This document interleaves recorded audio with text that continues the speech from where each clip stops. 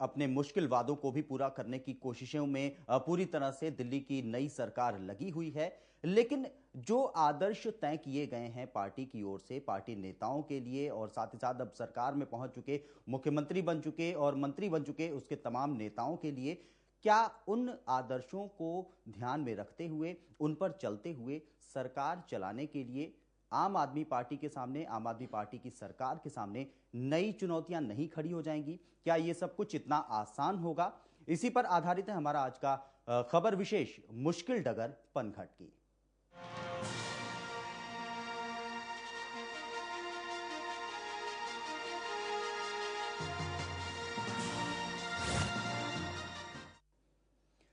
समाज में देश को एक अच्छा संदेश देने की कोशिश में आम आदमी पार्टी की ओर से जरूर यह कहा गया था कि अगर वो चुनाव जीतते हैं तो वो लाल बत्ती नहीं लेंगे, वेतन कम लेंगे और साथ ही साथ जो सत्ता का सुख होता है उससे दूर रहने की कोशिश करेंगे, सुरक्षा भी ना लेने की बातें उनकी ओर से की गई थी। और इसके साथ साथ अब जिस तरह से राखी बिरलान से जुड़ी खबर आई, उसके बाद भी ये सवाल उठने लगे कि क्या आम आदमी पार्टी के नेताओं को, उनके उनकी सरकार के मंत्रियों को सुरक्षा की आवश्यकता है? क्या उन्हें सुरक्षा लेनी चाहिए? और इन सब के बीच सवाल ये उठता है कि अगर वो सुरक्षा ले भी लेते हैं तो क्या वो अपने तय किए हुए मानदंडों के खिलाफ नहीं जाते हैं?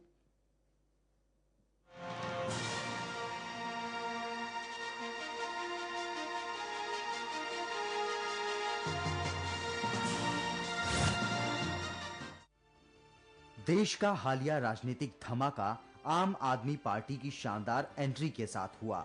इसके पहले कोई इस बात की उम्मीद भी नहीं कर सकता था कि कोई राजनीतिक दल जो फिलहाल अपने शैशव काल में हो, वो बड़े-बड़े धुरंधरों को धूल चटा के रख देगा। लेकिन ऐसा हुआ। आम आदमी पार्टी ने वो करिश्मा करके दिखाया जो खुद में एक ऐतिहासिक महत्व रखता है। अहम सिर्फ ये नहीं कि पार्टी ने 28 सीटें हासिल कर लीं, अहम ये भी है कि देश की दिग्गज पार्टी कांग्रेस का मैदान ही साफ कर दिया गया।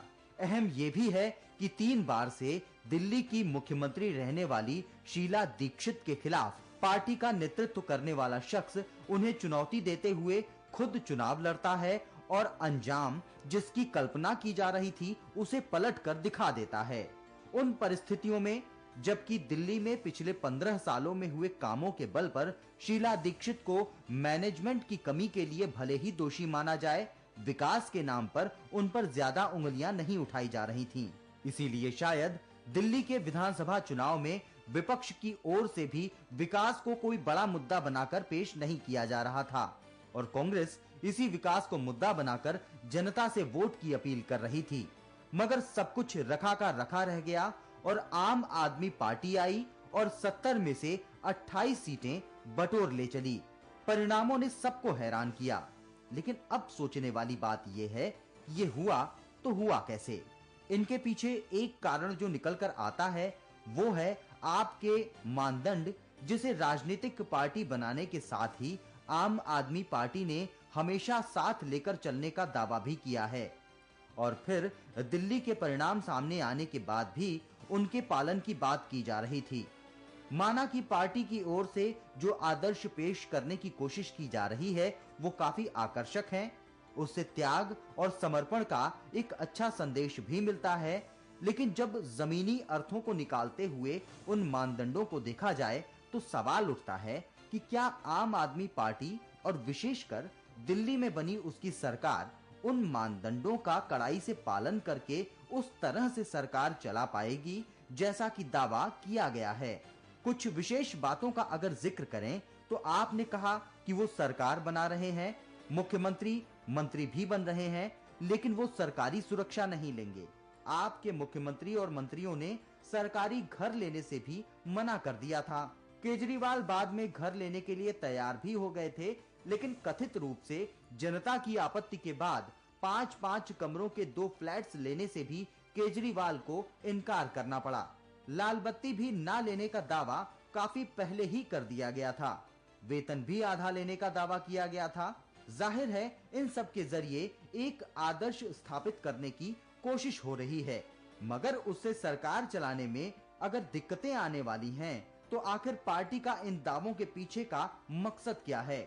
लोगों की सिंपैथी को कैश कराना, या फिर ये दिखाना कि पार्टी ने सिर्फ त्याग के साथ दिल्ली की तस्वीर बदलने के लिए सरकार बनाई है, ना कि सत्ता सुख भोगने के लिए। चलिए, विशेष प्रदर्शन के बाद भी आम सवालों को सिर उठाने की छूट तो मिलनी ही चाहिए। बात करें अगर भ्रष्टाचारियों पर कार्रवाई की, तो आखिर दिल्ली में भ्रष्टाचारी कौन हो सकता है? जाहिर है यहाँ भी नाम बीजेपी और कांग्रेस का ही आने वाला है। बीजेपी का नाम इसलिए क्योंकि एमसीडी उसके पास है, मगर खास तौर से कांग्रेस क्योंकि 15 साल से सरकार तो कांग्रेस ही चला रही थी। अब अगर कांग्रेस निशाने पर भी आती है तो सरकार भी तो कांग्रेस के ही सहयोग से चल रही है। उसके लिए भी संकट खड़ा हो, इससे इनकार नहीं किया जा सकता। तो कुल मिलाकर आपके लिए अपने वादों को पूरा करना ही एक चुनौती नहीं है, चुनौती ये भी है कि जिस राह पर चलकर मंजिल पाने की बात की गई थी, उस पर भी कामयाबी के साथ चलना होगा, जो फिलहाल तो आसान नहीं दिखाई देता। न्यूज़ डेस्क, खबर फास्ट।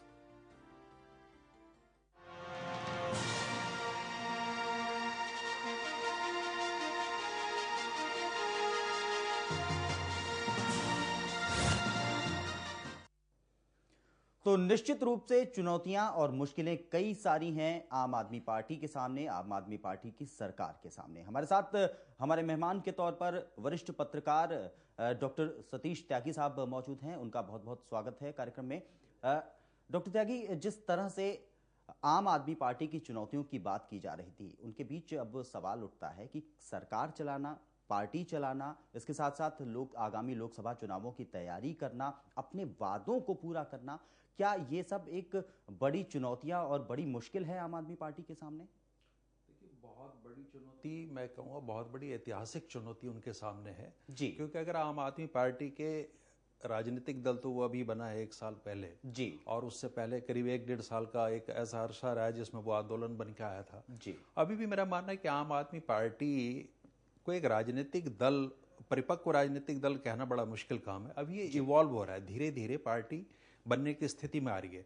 अभी भी कई राष्ट्रीय मुद्दे ऐसे हैं जैसे दलित समस्या है, माइनॉरिटीज की समस्या है, कृषि से जुड़े मामले हैं, किसान की समस्या है, उन पे अभी भी पार्टी का रुख साफ नहीं है जी। ये पार्टी सत्ता में बहुत जल्दी आ गई है जी। मतलब आंदोलन से सीधे सीधे आप सदन में आ गए हैं और सत्ता में आ गए हैं और अब आपको वहां निर्णय लेने हैं। मुझे लगता है कहीं आम आदमी पार्टी अभी इसके लिए तैयार नहीं थी जी। तो निश्चित रूप से अब चूंकि तैयारी नहीं है जी। और चुनौतियां तरह तरह की सामने हैं, तो ये वास्तव में एक बहुत बड़ी समस्या उनके सामने है, बहुत बड़ी चुनौती है। उन्होंने अपने आप को सिद्ध करना है और ये सिद्ध करना है कि हम राजनीति में नौसिखिए नहीं है, जबकि पाला उनका पड़ रहा है बहुत ही परंपरागत ऐसे राजनीतिक दलों से जिन्हें आप कहें तो घाघ राजनीतिक दल हैं। तो ऐसे माहौल में खुद को सिद्ध कर पाना निश्चित रूप से एक बहुत बड़ी चुनौती है। जिस राह पर चल करके अपने वादों को पूरी करने की बात आम आदमी पार्टी की ओर से की गई थी, सरकार बनाने के बाद जिस तरह से बातें की जा रही थी और साथ ही साथ दिल्ली की और फिर देश की तस्वीर बदलने की बात की जा रही थी, क्या उस राह पर चलते हुए ये सब कुछ आसान हो पाएगा आम आदमी पार्टी के लिए? देखिए, भारत की राजनीति में आसान कुछ भी नहीं है जी। समस्या यह है कि आम आदमी पार्टी ने जी भ्रष्टाचार के खिलाफ इनका आंदोलन था और एक ही मूल बिंदु था कि भ्रष्टाचार सबसे बड़ी चीज है, तो और जो मसले थे, राष्ट्रीय मुद्दे थे, वो कहीं पीछे छूट गए जी। और भ्रष्टाचार की लड़ाई लड़ते लड़ते चूंकि भारतीय जनता पार्टी भी कथित रूप से भ्रष्ट है और कांग्रेस भी भ्रष्ट है, तो इन्होंने एक ऐसा चेहरा अपना बनाया, एक ऐसा चेहरा दिखाया कि हमारी कमीज सबसे ज्यादा सफेद है। अब ये तो सत्ता में आने के बाद पता चलेगा। जो दल, एक कहावत है कि सत्ता भ्रष्ट करती है और निरंकुश सत्ता पूरी तरह से भ्रष्ट करती है, तो सत्ता से तो आम आदमी पार्टी का साबका अब पड़ा है। अब ये लोग कितने ईमानदार रह पाएंगे इस व्यवस्था के अंतर्गत, भ्रष्ट होंगे कि नहीं होंगे, ये तमाम सवाल हैं। लेकिन दोनों, भारतीय जनता पार्टी हो या कांग्रेस हो या और भी दल, बड़ी पैनी दृष्टि जमाए हुए हैं इस दल के ऊपर। वो ये दिखाना चाहते हैं कि साहब आपने बहुत बड़ी बड़ी बातें की थी, ये कहने की कोशिश की थी कि हम सबसे अलग किस्म के हैं, तो अब आपको ये इस पे सिद्ध करके दिखाना पड़ेगा कि आप ऐसे हैं। आप थोड़ा सा उत्कर्ष जी पीछे जाएं तो भारतीय जनता पार्टी भी कहा करती थी, इसके बारे में कहा जाता है पार्टी विद ए डिफरेंस, बिल्कुल अलग किस्म की पार्टी है। और जब सत्ता में आए तो कांग्रेस जो कथित छवि उसकी जिस तरह की है, भ्रष्टाचार की है और दुनिया भर की उसमें कुरीतियां और बीमारियां हैं, तो वो पार्टी भी बार बार सवाल उठाती थी कि अटल जी ने ऐसा क्यों किया, या अडवाणी जी ने ऐसा क्यों किया, या यशवंत सिन्हा ऐसा क्यों कह रहे हैं। तो भारतीय जनता पार्टी पे भी इस तरह के सवाल उठे थे। इसलिए जाहिर है कि जब भी कोई इस तरह का दल बहुत बड़े बड़े दावों के साथ और एक यथार्थवादी, एक यूटोपिया का नारा दे के जब आएंगे तो उनको हर समय जनता के कटघरे में खड़ा ही होना होगा। जो मानदंड, जो आदर्श स्थापित करने की कोशिश की गई थी पार्टी की ओर से, क्या वो सरकार चलाने में रोड़ा नहीं है? देखिए, जिस तरह के मापदंड, मैं अगर अपनी व्यक्तिगत राय दूं जी, तो ईमानदार होने के लिए जरूरी नहीं है कि आप इतनी इतनी बड़ी बातें करें जो व्यवहार में लाना संभव ना हो, या फिर आपने ऐसे वादे किए थे तो अभी आपका नैतिक दायित्व बनता था कि जब आप सत्ता में आए तो आप उनको निभाएं। जैसे अरविंद केजरीवाल के बंगला लेने का प्रश्न था जी, दिल्ली में, इस तरह की, या सुरक्षा वाला मसला था। आज जो अरविंद केजरीवाल कह रहे हैं कि मेरी सुरक्षा तो ईश्वर के भरोसे है, मुझे सुरक्षा नहीं चाहिए, जब कोई मारना चाहेगा तो मुझे मार देगा, ये बहुत ही अवैज्ञानिक और अव्यवहारिक चीजें, इस तरह की चीजें नहीं होती। सवाल ये नहीं है कि अरविंद केजरीवाल को किसी से खतरा है कि नहीं। अब आप देखिए, हमारे देश की संसद पर हमला होता है, लाल किले पर हमला होता है, दिल्ली में आतंकवादी हमले होते हैं, तो उस तरह की सुरक्षा तो उनको देनी ही पड़ेगी और उन्हें लेनी चाहिए। ये एहसास उन्हें पहले भी होना चाहिए था इस बात का कि बिना सुरक्षा के आप दिल्ली जैसे शहर में इस तरह की चीजें नहीं कर सकते। तो अब वो कहते हैं कि मैं सुरक्षा नहीं ले रहा, लेकिन आप देखेंगे अखबारों में, मीडिया में इस तरह की चीजें आ रही है कि उनकी सुरक्षा पे मौजूदा वक्त में जो एक सामान्य खर्चा मुख्यमंत्री खर्चा होता है सुरक्षा पर, उससे कहीं ज्यादा खर्चा हो रहा है। और निश्चित रूप से होगा, जो इनविजिबल सिक्योरिटी है उस पर खर्चा ज्यादा होता है। बिल्कुल। तो इस तरह की अव्यवहारिक चीजें उनको नहीं कहनी चाहिए, और अगर कहा है तो अब राजनीतिक दल जो उनके प्रतिद्वंदी है निश्चित रूप से वो सवाल उठाएंगे और वे अपेक्षा करेंगे कि महात्मा गांधी और लाल बहादुर शास्त्री की तरह जीवन जी के दिखाएं। अब थोड़ी थोड़ी बातों पर उन्हें समझौता करना पड़ रहा है, एक स्टैंड लेते हैं फिर पीछे हटते हैं। तो होना ये चाहिए कि एक परिपक्व नेता के रूप में वो इस तरह की चीजें एक ही बार कह दें कि मैं ये करूंगा, ये नहीं करूंगा, ये करूंगा, ये नहीं करूंगा। बार बार जो आगे हटना पीछे हटना, इस तरह की जो स्थिति हो रही है, उससे उनकी छवि संदिग्ध बन रही है। डॉक्टर साहब, साथ ही साथ ये सुरक्षा का, सरकारी मकान का, सरकारी गाड़ी, लाल बत्ती का, और साथ ही साथ कम वेतन का ये जो मुद्दा है, ये तमाम जिस पर पार्टी अपने आप को पाक साफ और त्याग अपना दिखाने की कोशिश कर रही है, क्या इन सब मुद्दों पर त्याग दिखाने के चक्कर में टीम को अपने साथ जोड़े रखना एक बड़ी मुश्किल नहीं होगी केजरीवाल के सामने? देखिए, निश्चित रूप से एक बहुत बड़ी मजबूरी ये है। आप देखिए, कांग्रेस का जब आंदोलन देश की आज़ादी का चल रहा था, वहाँ भी महात्मा गांधी बहुत बड़ी नैतिक शक्ति के रूप में थे और बहुत साधारण जीवन जीते थे। इंग्लैंड से बैरिस्टर पढ़ के आए, लेकिन उन्होंने पश्चिम वेशभूषा छोड़ दिया, एक लंगोट बांध के डंडा हाथ में लेकर पूरे भारत में चले। लाल बहादुर शास्त्री का उदाहरण है, जयप्रकाश नारायण का उदाहरण है, और ऐसे बहुत लोग हैं जिन्होंने राजनीति में इस तरह के आदर्श किए। और आज के हमारे मौजूदा दौर में भी ऐसे नेताओं की कमी नहीं है जो बहुत साधारण जीवन जीते हैं। लेकिन इसको ब्रांडिंग करना, इस चीज को, और इसको बेचना एक उत्पाद की तरह से, ये एक बहुत ही खतरनाक प्रवृत्ति है। अब चूंकि आपने ये कहा है तो इसके जोखिम तो आपको उठाने ही होंगे। बिल्कुल। अब सुरक्षा जैसा मुद्दा है, आप इसको कैसे इग्नोर कर देंगे? नहीं, राखी बिरला के ऊपर जिस तरह के कथित हमले की बात सामने आई है, उसमें यह भी बातें सामने आई कि किसी बच्चे की बॉल उनकी गाड़ी पर लग गई थी, उससे शीशा फूट गया, कुछ ऐसी बातें सामने आई। उन्होंने एफआईआर दर्ज कराया। क्या ये सब कुछ घटनाक्रम, अगर वाकई बच्चे की बॉल लगी थी, तो ये सब कुछ घटनाक्रम इसलिए किया जा रहा था ताकि सुरक्षा मिले? क्योंकि सुरक्षा ना लेने की बात तो उन्होंने कह दी है, अब सुरक्षा लेते हैं तो तमाम सारे सवाल खड़े होंगे। सुरक्षा मिल जाए, क्या उसका प्रबंध किया जा रहा है इस तरह की कोशिशों के जरिए? देखिए, इस चीज को नकारा भी नहीं जा सकता। अगर हम ये कहें कि हम यही मान के चलें कि जो राखी बिरला कह रही हैं, जो अरविंद केजरीवाल कह रहे हैं, वही अंतिम सत्य है, तो ये एक न्यायपूर्ण स्थिति नहीं होगी। हो सकता है उस बच्चे ने मारा हो और सुरक्षा लेने का एक प्रपंच भी हो सकता है, मैं इसको नकार नहीं सकता। लेकिन सवाल ये है कि अरविंद केजरीवाल, हो सकता है कि जो शिखर पे बैठे हुए हमारे नेता हैं आम आदमी पार्टी के, वो बहुत भले हों, बहुत सादगी पसंद हों और बहुत नैतिक मूल्यों के प्रति समर्पित हों, लेकिन कोई जरूरी नहीं है, जैसा आपने पहले पूछा था, कि उनकी टीम के सदस्य भी उसी भावना के साथ काम कर रहे हों। क्योंकि समूह में तरह तरह के लोग होते हैं और उनके अपने अपनी महत्वाकांक्षा होती है, उनकी कार्य करने की अपनी पद्धति होती है।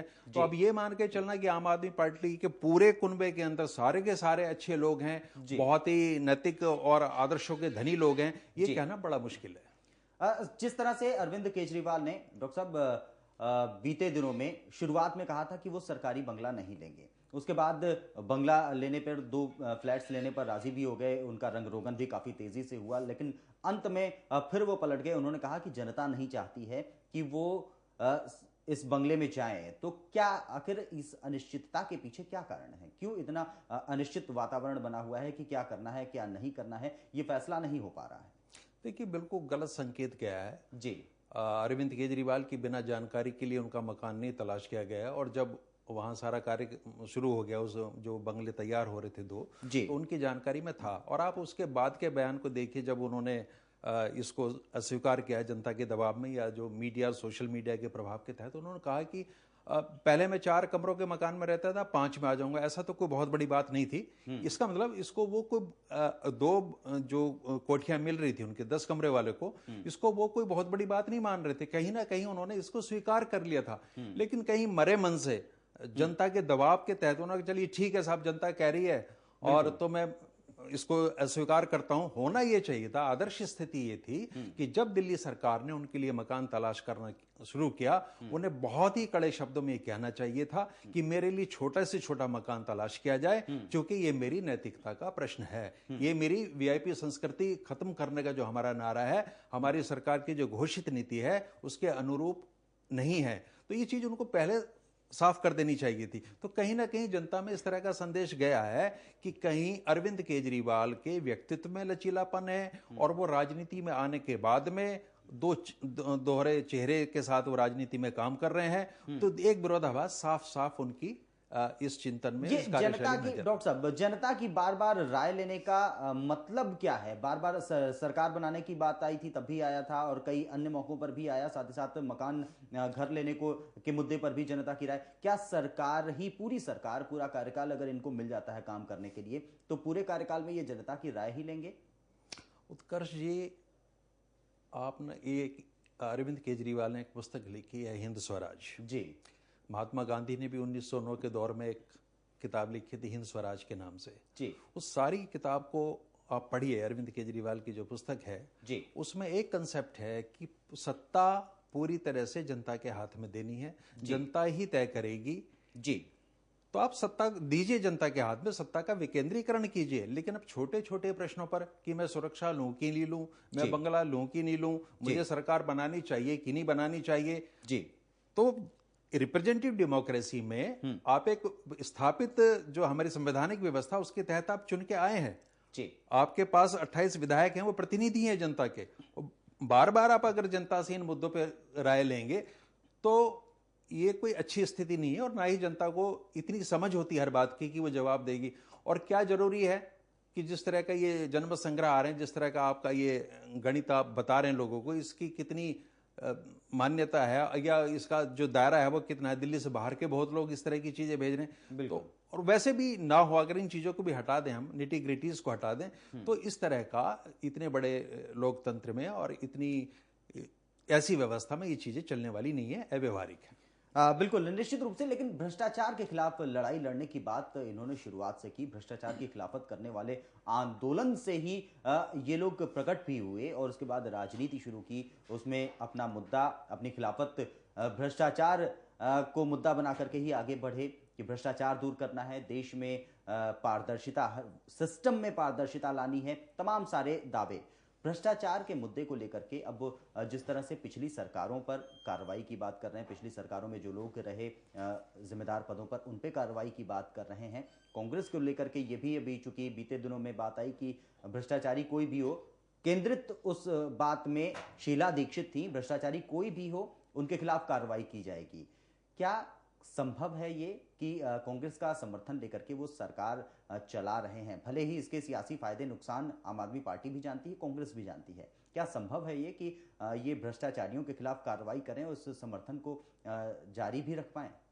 देखिए, फिलहाल तो ये लगता है कि कहीं ना कहीं अरविंद केजरीवाल दबाव में है। जिस तरह से डॉक्टर हर्षवर्धन ने कहा शीला जी के कार्यकाल के भ्रष्टाचार का, तो उन्होंने सीधा यह प्रश्न किया कि आप सबूत दीजिए, प्रमाण दीजिए। ये केवल हर्षवर्धन का मुद्दा नहीं था भ्रष्टाचार का, ये तो अरविंद केजरीवाल का अपना भी मुद्दा था, उनकी पार्टी का बड़ा मुद्दा था। तो अब वो क्यों सबूत की मांग कर रहे हैं? ये सरकार का काम है। आज सरकार के तमाम कागजात, तमाम दस्तावेज आपके नियंत्रण में है, आप उनकी जांच कराइए।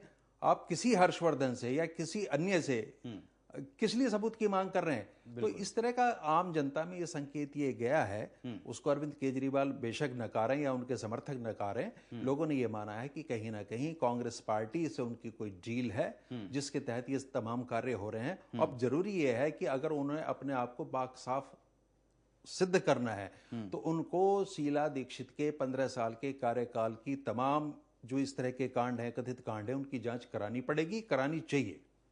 बिल्कुल। और साथ ही साथ अगर जो अपनी कार्यप्रणाली है उसको आसान नहीं किया गया, जिस तरह से काम कर रहे हैं, जिस तरह के राह पर चल करके सरकार चलाने की बात कर रहे हैं, उन परिस्थितियों में क्या सरकार चलाना आसान होगा? वो लोकसभा चुनाव की तैयारी कर पाना पार्टी के लिए आसान हो पाएगा? आपको क्या लग रहा है? देखिए, लोकसभा दिल्ली की सफलता से आम आदमी पार्टी इतनी उत्साहित है जी। मैं ये मान के चलता था कि दिल्ली इनके लिए एक पायलट प्रोजेक्ट है और धीरे धीरे लोकतंत्र में चीजें बदलती हैं, ओवरनाइट कुछ नहीं होता है। लेकिन दिल्ली की सफलता से इतने ज्यादा उत्साहित हैं आम आदमी पार्टी के नेता और कार्यकर्ता कि उन्होंने कहा कि अभी योगेंद्र यादव का बयान था 15 से 20 राज्यों में हम चुनाव लड़ेंगे, हरियाणा की सभी 90 सीटों पर 10 उस पर लोकसभा में हम चुनाव लड़ेंगे। तो इतना बड़ा एजेंडा और इतना बड़ा कार्यक्षेत्र उन्होंने बना लिया है कि वहां कार्यकर्ताओं का अभाव है, पार्टी संगठन का अभाव है।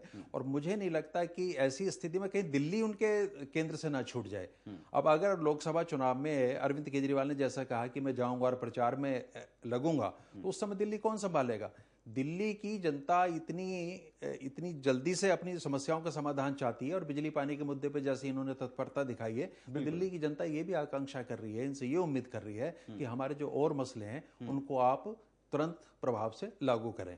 तो अगर वो व्यस्त हो गए कहीं राष्ट्रीय राजनीति में और उनके मंत्री भी इस कार्य में व्यस्त हो गए, क्योंकि जाहिर सी बात है कहीं ना कहीं आपको राखी बिड़ला का भी इस्तेमाल करना पड़ेगा और मंत्रियों को भी ले जाके अन्य वर्गों में ले जाके उनसे वोट की अपील करानी पड़ेगी। तो एक तरीके से दिल्ली की सरकार तो ठप ही हो जाएगी। तो ये बहुत बड़ी चुनौती इनके सामने है। मेरी व्यक्तिगत राय है, बहुत लोगों का ये मानना है कि दिल्ली में ही इनको अपने आप को केंद्रित रखना चाहिए था और एक बार दिल्ली में अपना एजेंडा सिद्ध करके और अपनी सफलता ये दिखा के कि हमने ऐसा किया, तो उस मॉडल को आगे ले जाना चाहिए था। ये जल्दबाजी नुकसान पहुंचा सकती है उन्हें। जी बिल्कुल। जिस तरह की जटिलताओं की बात की जा रही है, जटिलताएं दिखाई दे रही हैं, जिस पर हमने भी चर्चा की, क्या वाकई दिल्ली की सरकार की बात करें चाहे देश की सरकार की बात करें, ये जो जटिलताएं हैं, क्या विभिन्न सरकारों ने, देश में राज्यों में राज करने वाली सरकारों ने ये जटिलताएं अपने गलत कामों को छुपाने के लिए, लापरवाहियों को छुपाने के लिए, अपने फायदों के लिए जबरदस्ती बना रखी थी? या जिस तरह से केजरीवाल कहते हैं पारदर्शिता आ सकती है, क्या वो पारदर्शिता आसानी से आ सकती थी? देखिए, पारदर्शिता लाने का जहां तक सवाल है, अभी बहुत क्रांतिकारी कानून कांग्रेस सरकार ने दिया था, सूचना का अधिकार, और अरविंद केजरीवाल और उनकी राष्ट्रीय कार्यकारिणी के 23 लोगों को अगर आप देखें तो उसमें ज्यादातर लोग सूचना के अधिकार आंदोलन से आए हुए लोग हैं जी। और उसको एक कानून का जामा पहनाया। अब सवाल ये है कि आप उस कानून का कितने प्रभावी ढंग से इस्तेमाल करते हैं। सरकार के अमूमन तमाम कागजों पे, तमाम दस्तावेजों तक आज आम जनता की पहुंच है, तो भ्रष्टाचार उजागर करने की तो पूरी व्यवस्था है। सवाल ये है कि आप किसी भी स्थापित कानून का, मौजूदा कानून का किस तरह से इस्तेमाल करते हैं। जटिलताएं तो हमेशा रहेंगी, कानून में कहीं ना कहीं इस तरह के पेच छोड़ दिए जाएंगे जिससे जो कानून बनाने वाले हैं, जिनको अपरोक्ष रूप से उनका लाभ पहुंच रहा है, उनके उस कार्य में बाधा ना आए। सवाल यह है कि जब कानून को आप जमीनी स्तर पर लाते हैं, और जो सहभागी लोकतंत्र की, जब तक हमारे देश के नागरिक खुद आगे बढ़ के भ्रष्टाचार से लड़ाई नहीं लड़ेंगे, तो ये कल्पना करना कि कोई मसीहा आएगा, कोई अवतार बन के आएगा और वो इस देश से पूरी तरह से भ्रष्टाचार को खत्म कर देगा, ये होने वाला नहीं है। मौजूदा कानूनों में और सूचना के अधिकार के कानून के तहत इतने सारे प्रावधान हैं कि उससे भ्रष्टाचार खत्म हो सकता है काफी हद तक,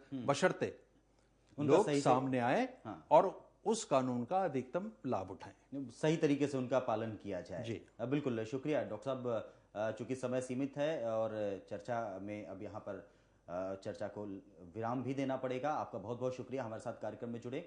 निश्चित रूप से चुनौतियां बहुत सारी हैं अरविंद केजरीवाल की, आम आदमी पार्टी की दिल्ली सरकार के सामने, चाहे वो अपने वादों को पूरा करने की बात हो, चाहे सही तरीके से सरकार चलाने की बात हो, ताकि वादों को पूरा करते करते कहीं सरकार का जो धर्म है उनसे हट करके काम ना करने लगे, क्योंकि सबकी नजर है आम आदमी पार्टी के ऊपर, आम आदमी पार्टी की सरकार के ऊपर कि आखिर क्या कुछ रिजल्ट निकल करके आता है दिल्ली से, जहां पर वो सत्ता में हैं और जिम्मेदारी संभाल रहे हैं, दिल्ली की जिम्मेदारी संभाल रहे हैं, इसलिए पूरे देश की निगाह विशेष तौर पर उनके सामने है। साथ ही साथ जो आदर्श लेकर चल रहे हैं वो भी उनके लिए एक बहुत बड़ी चुनौतियां हैं। दावे किए गए हैं, वादे किए गए हैं, आदर्श स्थापित करने की कोशिश की गई है। देखना होगा कि इन मुश्किलों का सामना किस तरह से आम आदमी पार्टी, अरविंद केजरीवाल, ये सब लोग और उनकी पूरी टीम कैसे कर पाती है। इसी के साथ वक्त हो चला है आपसे इजाजत लेने का। नमस्कार।